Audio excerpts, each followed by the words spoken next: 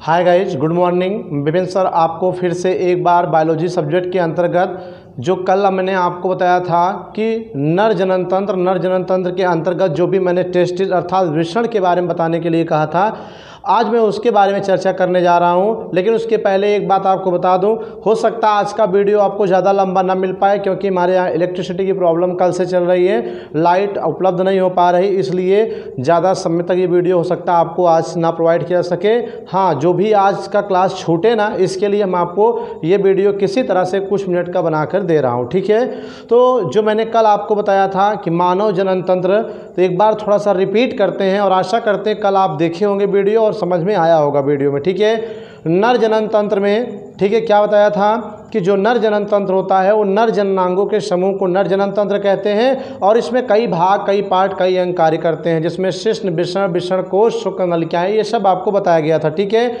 और उसी के अंतर्गत अगर हम आज आगे चर्चा करें, आगे बढ़ें, तो इसमें जो एग्जाम में आता है नर जनन तंत्र में वृषण के, ठीक है, टेस्टिस या वृषण की संरचना बताइए, ठीक है। दो क्वेश्चन बनेंगे, एक फीमेल का पूछेगा तो अंडाशय का, और मेल पूछेगा तो वृषण का।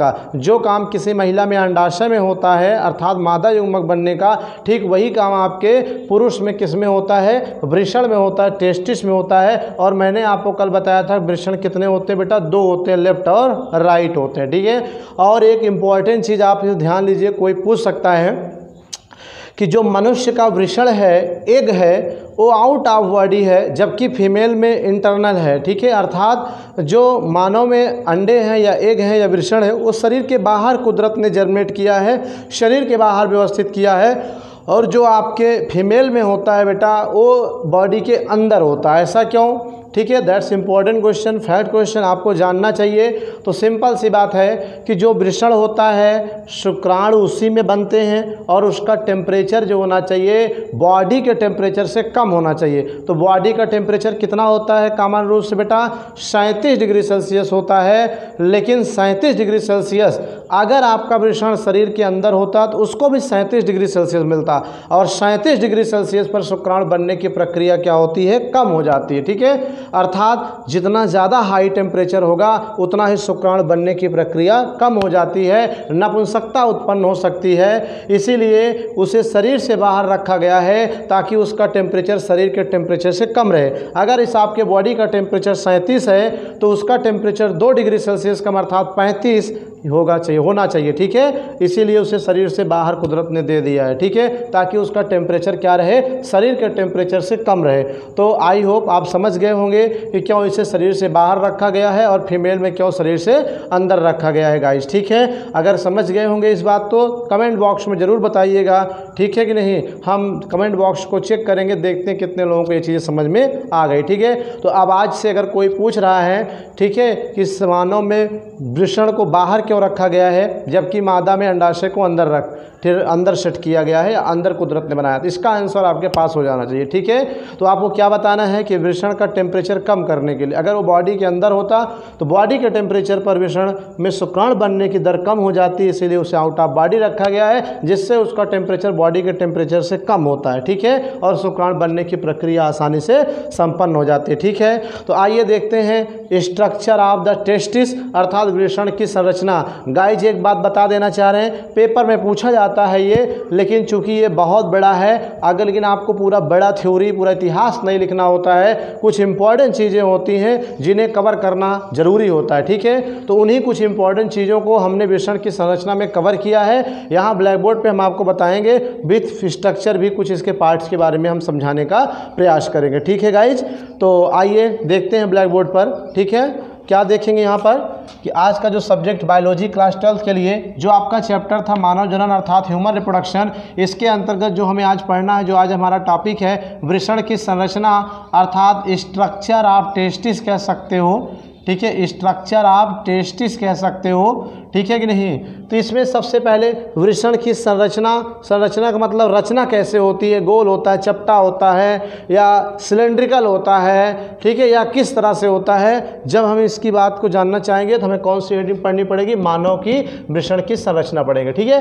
तो जब संरचना में इसको देखते हैं सबसे पहले, तो मानव में वृषण लगभग 4 से 5 सेंटीमीटर लंबा होता है। इसकी जो लेंथ होगी वो कितना होता है, 4 से 5 सेंटीमीटर सेंटीमीटर लंबा होता है और जो 2 से 3 सेंटीमीटर क्या होता है, मोटा होता है। ठीक है, इसकी मोटाई 2 से 3 सेंटीमीटर हो रही, ठीक है। और इसका जो कलर होता है बेटा गुलाबी होता है। कुछ लोग कहें गुलाबी कैसे होता है, बेटा इंटरनल की बात हो रही है, इंटरनल स्ट्रक्चर की बात कर रहे हैं कि अगर वृषण कोश हटा दें, खोल हटा दें, तो ये जो आपका वृषण है वो गुलाबी रंग का होता है। और इसकी संरचना कैसे होती है बेटा, अंडाकार होता है। और इसका जो वजन होता है बेटा, भार होता है, वो लगभग कितना ग्राम होता है, 10 से 15 ग्राम। ठीक है, कुछ व्यक्तियों में 10 ग्राम, कुछ में 12, कुछ में 14, कुछ में 15, नियर अबाउट अगर बात की जाए तो जो आपके वृषण का भार है वो बेटा कितना होता है, 10 से 15 ग्राम होता है। अब इसके और थोड़ा सा इंटरनल की बात करें तो यह एक मोटे द्विस्तरीय अर्थात डबल खोल से ढका होता है। अर्थात जो वृषण है इसके चारों ओर डबल लेयर्ड कोटिंग होती है। ठीक है, जिसे हम वृषण खोल के रूप में भी जानते हैं। ठीक है कि नहीं। अब हम वृषण के भीतर चले तो वृषण के जब हम माइक्रोस्कोपिक संरचना देखते हैं वृषण के अंदर, तो उसमें लगभग 200 से 250 ठीक है शंक्वाकार पिंड पाए जाते हैं। शंक्वाकार का मतलब जानते हो ना, शंख की तरह गोलाकार राउंड अप क्या पाए जाते हैं, पिंड पाए जाते हैं, लगभग 200-250। यहाँ क्वेश्चन बन सकता है कि एक वृषण में कितने शंक्वाकार पिंड पाए जाते हैं, तो लगभग 200 से 250 शंक्वाकार पिंड पाए जाते हैं। और उसी प्रत्येक पिंड में, प्रत्येक एक पिंड में क्या होता है बेटा, ढीले संयोजी ऊतक होते हैं। और उसी ऊतक में कम से कम 1 से 3 महीन पतली पतली कुंडलित नलिकाएं होती हैं। कुंडलित मतलब ऐठी हुई होती हैं। ठीक है कि नहीं, कुंडलित नलिकाएं होती हैं। इसी नलिका में शुक्राणु बनते हैं। ठीक है, इसी नलिका में क्या होते हैं, शुक्राणुओं का निर्माण होता है, अर्थात फॉर्मेशन ऑफ स्पर्म होता है, शुक्राणु का निर्माण होता है। ठीक है, तो अब पूछा जा सकता है कि शुक्राणुओं का निर्माण कहाँ होता है। अगर सीधा सीधा देखा शुक्राणुओं का निर्माण कहाँ हुआ भैया, वृषण में। किसकी सहायता से, कुंडलित नलिकाओं की सहायता से। ठीक है, कहाँ पाई जाती है कुंडलित नलिका, पिंड में। ठीक है कि नहीं। तो यहाँ मैंने लिखा इसी नलिका में शुक्राणु बनते हैं। और जो शुक्राणु बनाने वाली कोशिका होती है उसे स्पर्मेटोगोनिया कहते हैं। That's important for examination objective question, right. 1 number का एग्जामिनेशन क्वेश्चन पूछ सकता है ऑब्जेक्टिव के रूप में कि वृषण में जो शुक्राणु बनते हैं उनको बनाने वाली कोशिकाएं कौन सी, नलिकाएं नहीं, कोशिकाएं कौन सी हैं। तो याद रहे स्पर्मेटोगोनिया कोशिका होती है, जिसे नर जर्म कोशिका भी कहते हैं। ठीक है, नर का मतलब समझ रहे हो, जर्म माने जर्मिनेट करना अर्थात जन्म देने वाली कोशिकाएं, ठीक है, द्वारा बनता है। तो 1 नंबर का कंप्लीट हो गया। शुक्राणु किस कोशिका से बनती है बेटा, स्पर्मेटोगोनिया अर्थात नर जर्म कोशिका द्वारा बनता है। ठीक है, अब आता है इसी नलिका में अंतःस्रावी कोशिकाओं के, ठीक है, छोटे छोटे समूह पाए जाते हैं। अर्थात जो वृषण के अंदर, ठीक है, छोटे छोटे पिंड थे, पिंड में जो 1 से 3 नलिकाएं यहाँ पर मैंने बताया, इसी नलिकाओं में क्या होता है, बोलो, अंतःस्रावी।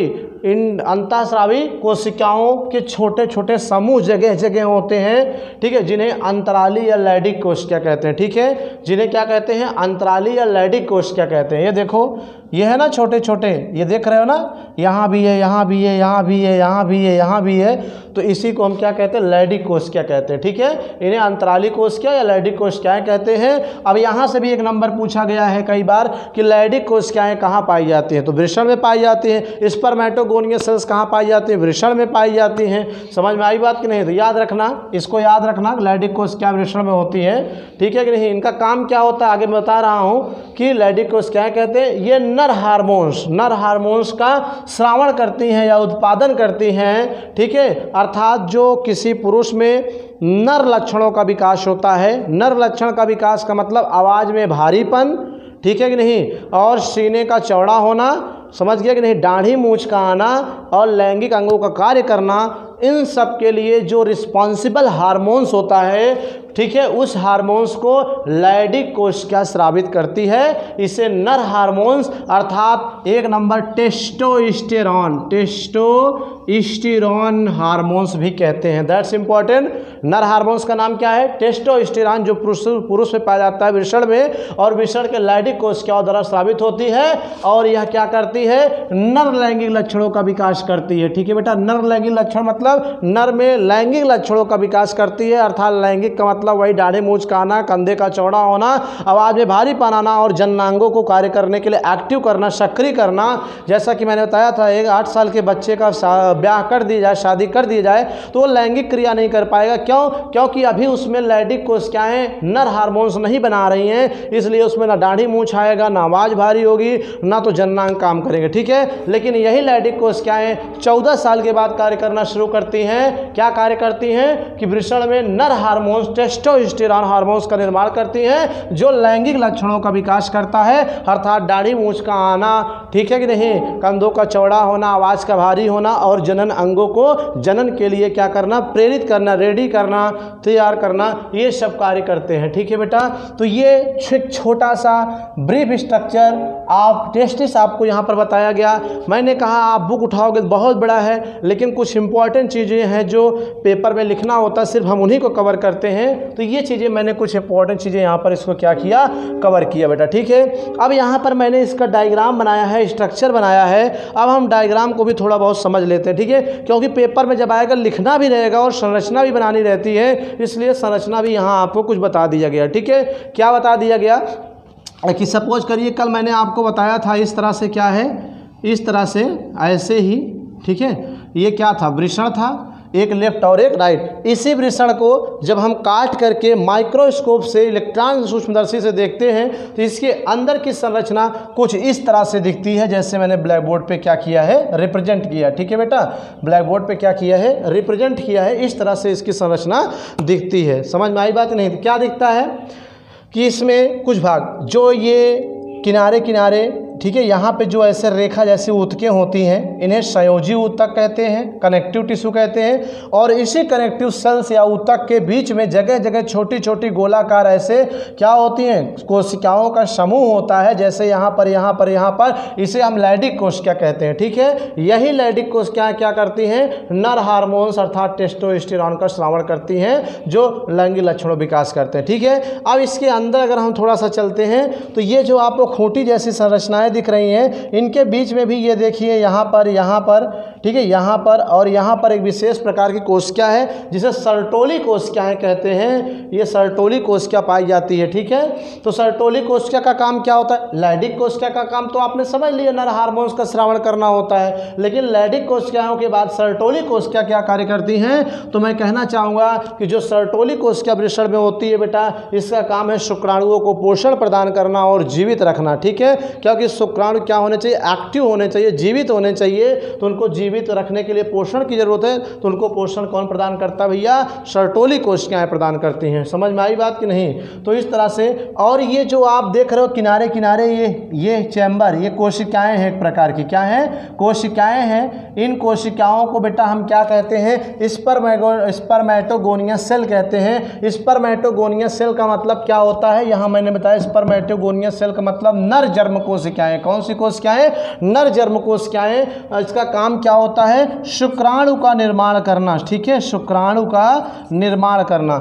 यही क्या करती है, शुक्राणुओं को निर्माण करती हैं। निर्माण करने के बाद ये देखिए बीच में जो आपको दिख रहा है, ये क्या है, ये सब शुक्राणु है, ये सब बने हुए शुक्राणु है। अब ये बनकर यहीं रुके और इनको ये देखिए, ये सर्टोली कोशिका इसको पोषण प्रदान करने का कार्य करती है। समझ गया कि नहीं? तो इस तरह से ये एक brief structure of the testis यहाँ पर एक्सप्लेन किया गया आज के इस टॉपिक में। ठीक है, आई होप समझ गए। इसमें जो 2-3 बातें कॉमन है याद करने वाली, एक नंबर, जैसे लैंगिक कोशिकाएं कहाँ पाई जाती हैं, वृषण में। काम क्या है, टेस्टोस्टेरोन अर्थात नर हार्मोन्स का स्रावण करना, जिसका कारण दाढ़ी मूंछ आना, लैंगिक लक्षणों का कार्य करना होता है। ठीक है, अब फिर आता है सर्टोली कोशिकाएं कहाँ पाई जाती हैं, वृषण में पाई जाती है। काम क्या है, बने हुए शुक्राणुओं को पोषण प्रदान करना। ठीक है कि नहीं? जब तक शुक्राणु प्रजनन के द्वारा मादा के अंडाशय के पास ना जाए या फैलोपियन नलिका में, तब तक शुक्राणु को वृषण में रख करके उनको पोषण देते रहना ताकि वो जीवित रहे। ये काम सर्टोली करता है। ठीक है, तो बोलो लैंगिक कोशिका, सर्टोली कोशिका कहाँ पाई गई, वृषण में। कार्य भी बता दिया। और एक स्पर्मेटोगोनिया कोशिका कहाँ पाई जाती है, भी वृषण में पाई जाती है। इसका कार्य क्या है, शुक्राणुओं का निर्माण करना। ठीक है, तो आई होप क्लियर हो गया होगा। नोट करिए, आगे बढ़ते हैं हम, नोट करिए गाइस। तो नोट कर लीजिएगा गाइज आप लोगों ने। हम चलते हैं नेक्स्ट, जो इम्पोर्टेंट जो आपके एग्जामिनेशन पॉइंट है। हमारा प्रयास रहेगा कि आपका टाइम कम है और कम समय में आपका सिलेबस आपको दिसंबर लास्ट तक या दिसंबर तक हम पूरा करा दें। ठीक है, इसके लिए ज़्यादातर हमारा प्रयास रहेगा कि टाइम के अनुसार आपको वही टॉपिक ज़्यादातर डिस्कस किया जाए, पढ़ाया जाए, जो कि आपके सिलेबस में और एग्जाम में आने के चांसेस ज़्यादा से ज़्यादा रहेंगे। ठीक है, यहाँ पर जितना हम बताएंगे उतना ही आपके एग्ज़ाम में आएगा, इसके अलावा और कुछ आने वाला नहीं है। और जो भी आपको पढ़ाया जाएगा, जो भी बताया जाएगा वही आना है। ठीक है, इसलिए विश्वास करिए और विश्वास के साथ आप उसको पढ़ते चलिए, नोट्स बनाते चलिए। ठीक है गाइज, तो अब हम जो चर्चा करने जा रहे हैं, ठीक है, जैसा कि मैंने कहा था कि मानव जनन तंत्र में दो होते हैं, एक नर जनन तंत्र और एक मादा जनन तंत्र। तो आज हम दूसरे टॉपिक की चर्चा करने जा रहे हैं, मादा जनन तंत्र अर्थात फीमेल रिप्रोडक्टिव सिस्टम या स्त्री जनन तंत्र भी कहते हैं। ठीक है, जैसा कि इसे रटना नहीं है, मैंने क्या बताया, तंत्र का मतलब होता है जिसमें कई अंग हो, उसे क्या कहते हैं, तंत्र कहते हैं। जैसे श्वसन तंत्र है, तो श्वसन में क्या है, केवल नाक है, फेफड़ा है, श्वासनली है, श्वसनिकाएं हैं, तो ये कई अंग हैं, इनको मिलाकर श्वसन तंत्र कहते हैं। ठीक है, उसी प्रकार से जनन तंत्र का मतलब जनन वाले अंग जो होते हैं उनको कुल मिलाकर बोला जाए तो उसे जनन तंत्र कहते हैं। ठीक है, और वो भी स्त्री जनन तंत्र है तो क्या बोलोगे, स्त्री में या मादा में पाए जाने वाले जननांगों के समूह को क्या कहते हैं, स्त्री जनन तंत्र अर्थात फीमेल रिप्रोडक्टिव सिस्टम कहते हैं। तो मैंने यहाँ डेफिनेशन लिख भी दिया है बेटा कि मादा में पाए जाने वाले जननांगों के समूह को स्त्री जनन तंत्र कहते हैं या मादा जनन तंत्र कहते हैं। ठीक है, ये भी कह सकते हो कि मादा में अर्थात स्त्री में अर्थात फीमेल में पाए जाने वाले जननांगों के समूह को, जननांगों के समूह मतलब जो जनन करने वाले अंग हैं या उसमें सहायक हेल्पिंग ऑर्गन्स होते हैं, उन्हीं को हम क्या कहते हैं, स्त्री जनन तंत्र कहते हैं। बेटा रटना नहीं है, यहीं से निकाल दिया। अब इसके निम्नलिखित भाग होते हैं। ठीक है, इसमें कई अंग होते हैं, उन भागों उन अंगों का नाम भी हमें पता होना चाहिए, इसलिए उन भागों और उन अंगों के नाम के बारे में हम चर्चा करने जा रहे हैं। ठीक है, सबसे पहले वृषण, जैसे मैंने बताया नर में वृषण होता है, उसी वही कार्य वही चीज़ मादा में क्या होता है, अंडाशय होता है। अंडाशय को बेटा ओवरी कहते हैं, क्या कहते हैं, ओवरी कहते हैं, और इसे ओविडक्ट कहते हैं अर्थात अंडवाहिनी कहते हैं। ठीक है, अंडवाहिनी का मतलब जिस वाहिनी यानी नलिका से क्या होता है, अंड अर्थात मादा युग्मक क्या होता है, आता जाता है, या आप फैलोपियन नलिका के रूप में इसे जान सकते हैं। ठीक है, तो बोलो बेटा प्रमुख ये क्या है, बोलो अंडाशय क्या है, यही प्रमुख जननांग है, यही प्रमुख जननांग है। आप लोग बताओ नर में प्रमुख जननांग क्या बताया था मैंने, वृषण बताया था। क्यों वही जननांग प्रमुख है, क्योंकि उसी में शुक्राणु बनते थे। उसी प्रकार महिला में जो अंडाशय होता है, ओवरी होता है, वो प्रमुख जननांग होता है। क्यों प्रमुख जननांग होता है, क्योंकि इसी में बनता है क्या, मादा युग्मक बनता है। क्या बनता है, मादा युग्मक अर्थात ओवम बनता है, अंडाणु बनता है। ठीक है, अंडाणु बनने के कारण इसे क्या कहते हैं, ठीक है बोलो प्रमुख जननांग कहते हैं फीमेल का। एक नंबर का क्वेश्चन पूछा जा सकता है कि किसी स्त्री जनन तंत्र का प्रमुख जननांग कौन सा है, प्रमुख भाग कौन सा है, तो अंडाशय होता है बेटा। ठीक है, ये भी कितने होते हैं, दो। जैसे वृषण मानव में दो होते हैं, उसी प्रकार फीमेल में भी अंडाशय दो होते हैं, लेफ्ट और राइट। अभी हम बाय फिगर आपको समझाएंगे, तो इस तरह से ये दो होते हैं। ठीक है, लेफ्ट और राइट अर्थात एक जोड़ी होते हैं। दूसरा अंडवाहिनी, अगर अंड यानी कि दो अंडाशय हैं तो उनमें नलिकाएं भी दो होंगी। इस तरह से अंडवाहिनी भी क्या होती बेटा, एक जोड़ी होती है। ठीक है, एक जोड़ी का मतलब कितना होता है, दो होता है। ठीक है, अब गर्भाशय कितना होता है, ये एक होता है। ठीक है, योनि कितना होता है, एक होता है। स्तन कितने होते हैं, ये तो दो होते हैं। ठीक है, ये स्तन का मतलब समझ रहे हो ना, दूध ग्रंथियां दो होती हैं। ठीक है, तो अब एक बात यहाँ पर क्लियर करनी है, आपको बतानी है कि जो अंडाशय होता है यही प्रमुख जननांग है, बाकी जो है बेटा ये सब ये क्या है, सहायक जननांग है। क्या है, सहायक जननांग है। ये जनन नहीं करते बल्कि जनन में हेल्प करते हैं, सहायता करते हैं, इसीलिए इन्हें हेल्पिंग रिप्रोडक्टिव ऑर्गन्स कहा जाता है। ठीक है, हेल्पिंग रिप्रोडक्टिव ऑर्गन्स कहा जाता है। ठीक है, सहायक जननांग, और ये मुख्य प्रमुख जननांग होता है। ठीक है, तो इस तरह से मैंने इनके बारे में बताया। गर्भाशय को यूटेरस कहते हैं अंग्रेजी में। ठीक है, यौन को वेजाइना कहते हैं, स्तन को जान ही रहे वृष्ठ कहते हैं। ठीक है, अब अंडाशय का काम क्या है, ऐसे हम थोड़ा सा चर्चा कर लेते हैं। ठीक है, जैसा कि मैंने बताया बेटा इलेक्ट्रिसिटी की आज प्रॉब्लम है। ठीक है, इसलिए वीडियो थोड़ा सा कम मिल सकता है, थोड़े समय का मिल सकता है, तो इसलिए मैं जल्दी से चर्चा करने जा रहा हूँ। बैटरी मेरी ख़त्म है, तो ध्यान दीजिएगा। अंडाशय का काम है बेटा अंडाणु का निर्माण करना। देखिए अंड आशय, आशय मतलब स्थान, और अंड मतलब अंड जहाँ बने, अंड का मतलब मादा युग्मक जहाँ बने। ठीक है, अर्थात अंडाणु। इसे बनने का कार्य होता है। अंडवाहिनी का काम क्या है कि अंडाणुओं के आने जाने के रास्ते, ठीक है, रास्ते का कार्य करना। गर्भाशय का काम क्या है कि बने हुए शुक्राणु और अंडाणु के मिलने से बने हुए भ्रूण का डेवलपमेंट करना, ठीक है, इसका काम ये होता है। और योनि का काम क्या है? योनि का काम होता है, योनि को आप ये प्रजनन मार्ग कह सकते हो। क्या कह सकते हो? प्रजनन मार्ग, यानी ऐसा रास्ता, ऐसा अंग जिसकी सहायता से क्या होता है कि नर के शिश्न द्वारा शुक्राणु क्या होते हैं, फैलोपियन नलिका से पहुंचते हैं मादा युग्मक के पास, ठीक है। तो इसे आप जनन पथ कह सकते हो, ठीक है। और स्तन, स्तन आप सोचोगे ये तो जननांगों से हटकर है, बिल्कुल सही सोचा आपने कि स्तन का जो स्थान है वो क्या है, वक्ष गुहा में है। वक्ष गुहा का मतलब यहाँ पर है, क्यों इस जनन से अलग है? नहीं, ये जनन से अलग जरूर है, लेकिन कहीं न कहीं इसका कनेक्शन, इसका संपर्क कहाँ से? जननांगों से होता है। उदर गुहा में स्थित होता है ना, नाभि के नीचे वाले भाग में, उसे उदर गुहा कहते हैं, ठीक है। मतलब बॉडी के दो पार्ट हैं, कमर के ऊपर, नाभि के ऊपर भाग वक्ष गुहा और नाभि के नीचे उदर गुहा। तो सारे जननांग चाहे नर में मादा में कहाँ है बेटा? बोलो, उदर गुहा में है, नाभि के नीचे है। तो वैसे स्त्री में भी क्या है, सारे जननांग नाभि के नीचे, लेकिन जो ब्रेस्ट होता है वक्ष गुहा अर्थात ऊपर होता है। वैसे ये लगता नहीं, लेकिन फिर भी ये क्या है, जनन में हेल्प करता है, सहायता करता है, इसीलिए इसे सहायक जननांग के अंतर्गत रखा गया है। और इसकी संख्या 2 होती है। इसका प्रमुख काम क्या होता है? दूध का प्रसव के दौरान निर्माण करना और जनन में हेल्प करना, ठीक है गाइस। तो इस तरह से मैंने आज ये स्त्री जनन तंत्र के बारे में भी बता दिया। अब कल हम बाई फिगर आपको ये सब समझाएंगे और समझा करके जो है क्या कहते हैं कि इसका स्ट्रक्चर बनाएंगे अंडाशय का, फिर समझाएंगे। नोट करिए गाइस, नोट करो। तो गाइस नोट कर लिया होगा। अब हम जो बताने के लिए कह रहे थे, फीमेल जो आपका स्त्री जनन तंत्र है, फीमेल रिप्रोडक्टिव सिस्टम है, इस फीमेल रिप्रोडक्टिव सिस्टम को बाई फिगर बताने के लिए तो मैंने यहाँ पर फिगर ड्रा किया है। आइए देखते हैं कौन सा पार्ट कहाँ होता है, ठीक है। तो पहले जिससे मैंने यहाँ पर कुछ चर्चा किया कि इसका प्रमुख भाग जो होता है बेटा अंडाशय होता है, ओवरी, ठीक है। तो ये देखिए पूरा ये ओवरऑल क्या है, ये स्त्री जनन तंत्र है, ठीक है। किसका डायग्राम है? मैंने कहा था डायग्राम का नाम जरूर लिखना। तो यहाँ पर मादा अर्थात स्त्री जनन तंत्र, ठीक है, फीमेल रिप्रोडक्टिव ये पूरा सिस्टम है। मैंने उसको सपोज करिए आउट ऑफ बॉडी, बॉडी से बाहर करके आपको यहाँ पर क्या किया, रिप्रेजेंट किया, ठीक है। तो ये जो स्त्री जनन तंत्र में पहला भाग और इम्पॉर्टेंट अंडाशय कहाँ है, आपको दिख रहा होगा, ये देखिए, ठीक है। ये ओवरी है, अंडाशय है, लेफ्ट और राइट, ये अंडाशय, ठीक है। ओवरी लेफ्ट और राइट, 1 और 2 होता है, ठीक है। और अगर 2 ओवरी 2 अंडाशय है तो 2 अंडवाहिनी भी होनी चाहिए, अर्थात 2 नलिका भी होनी चाहिए, ठीक है। तो ये आपका एक क्लियर हो गया।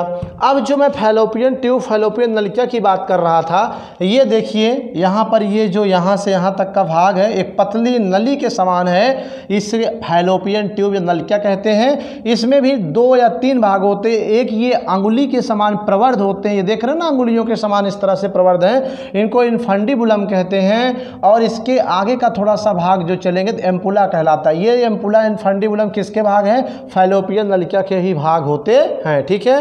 अब हम यहाँ अगर बात करें तो ये भी वही चीज़ है, इनफंडिबुलम, और ये आपका एम्पुला, और इसको अगर हम यहाँ पे देखें तो ये फैलोपियन, ठीक है, फैलोपियन नलिका ही है। क्या है बेटा? फैलोपियन नलिका, फैलोपियन ट्यूब ही होती है। अब हम इन ट्यूब के बीच में बात करें, ये जो आपका थोड़ा सा सर जैसी संरचना दिख रही है भाग, ये बेटा गर्भाशय होता है, ठीक है। यही क्या है? गर्भाशय है, यूटेरस है। यहीं पर बेबी क्या होता है, भ्रूण बनने के बाद रुक करके 9 महीने क्या करता है, डेवलप होता है, बड़ा होने का कार्य करता है, ठीक है। और इसमें जो ये ऐसे संरचनाएं आपको दिख रही हैं इस तरह से, ये ठीक है, दिख रही ना इस तरह की संरचनाएं, ये संरचनाएं जब यहाँ पर भ्रूण अर्थात युग्मना जाता है टूयन, तो ये इसी के दीवार से, इसकी संरचना से चिपक करके क्या होता है, प्लेसेंटा का निर्माण करके बस जाता है और उसी के द्वारा ये बड़ा होना, विकसित होना शुरू हो जाता है, ठीक है। और सबसे नीचे ये प्रथम भाग, ये जो आप एरिया देख रहे हो ये वाला, इसी को योनि कहते हैं अर्थात वेजाइना कहते हैं, या जनन मार्ग आप कह सकते हो, जनन पथ या शुक्राणु पथ कह सकते हो। इसी के रास्ते से क्या होता है, शुक्राणु को शिश्न की सहायता से यहाँ पर क्या होता है, पहुँचाने का कार्य किया जाता है प्रजनन के दौरान। समझ में आ गई बात कि नहीं?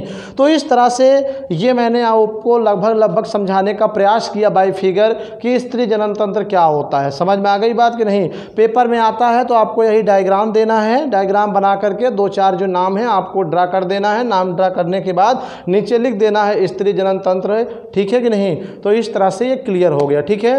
तो आज का यह वीडियो थोड़ा सा शार्ट है पर डे की अपेक्षा, क्योंकि मैंने बताया इलेक्ट्रिसिटी प्रॉब्लम है, बैटरी ज़्यादा चार्ज नहीं है, तो इसलिए मैंने कोशिश किया कि आज आपको खाली ना दिया जाए, खाली ना रखा जाए, इसलिए मैंने वीडियो बनाने का इसी तरह प्रयास किया, ठीक है गाइज।